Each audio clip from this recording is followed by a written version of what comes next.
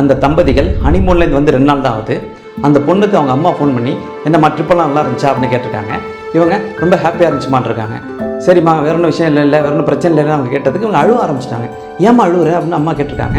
இல்லைம்மா ஹனிமூனில் இருக்கிற வரைக்கும் அவர் ரொம்ப நல்லா இருந்தார், இங்கே வந்தோடனே என் மேலே எரிஞ்செறிஞ்சு விழுவுறாரு, என்ன அந்த 4 எழுத்து வார்த்தைகள் சொல்லி ரொம்ப இரிட்டேட் பண்ணுறாரு அப்படின்ட்டு இருக்காங்க. அதை நம்ம 4 எழுத்து வார்த்தைன்னு இவங்க கேட்டிருக்காங்க.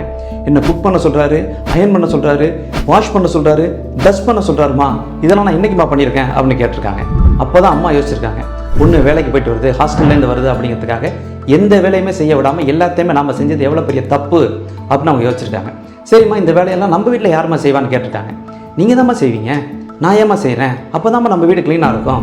நம்ம வீடு க்ளீனாக இருக்கணுங்கிறதுக்காக நான் செய்கிறேன்லம்மா, இப்போ நீ போயிருக்க வீடு உங்கள் வீடு க்ளீனாக இருக்கணுங்கிறதுக்காக நீ செய்கிறதுல என்னம்மா தப்பு அப்படின்னு கேட்டிருக்காங்க. அதுக்காக எல்லா வேலையும் நானே உட்காந்து செஞ்சுட்டு இருப்போம்மா அப்படின்னு கேட்டிருக்காங்க. நான் ஒன்று அப்படி சொல்லலையம்மா, உன் ஹஸ்பண்டோட நீ பேசு, எந்தெந்த வேலையை ஷேர் பண்ணிக்கலாம், எந்தெந்த வேலையை நீ செய்யலாம் அப்படிங்கிறத பேசி முடிவு பண்ணிக்கமா. ஆனால் இதெல்லாம் கெட்ட வார்த்தை மாதிரி என்கிட்ட சொல்லிட்டு இருக்காத, நான் அவங்ககிட்ட அப்புறம் பேசுன்னு சொல்லி அவங்க ஃபோனை வச்சுட்டாங்க. திருமணத்துக்கு முன்னாடி எல்லா விஷயத்தையுமே அம்மா தான் பொறுப்பேற்று செஞ்சுட்டு இருந்தாங்க. இனி குடும்ப தலைவிங்கிற முறையில் நாமளும் எல்லா விஷயத்தையும் செய்யணுங்கிற விஷயத்த அப்போ தான் அந்த பொண்ணு உணர்ந்தாங்க. நம்ம வீட்டு வேலையை நாம் செய்கிறது, சமையல் செய்கிறது, இதெல்லாம் பெண்ணடிமைத்தனம் இல்லை.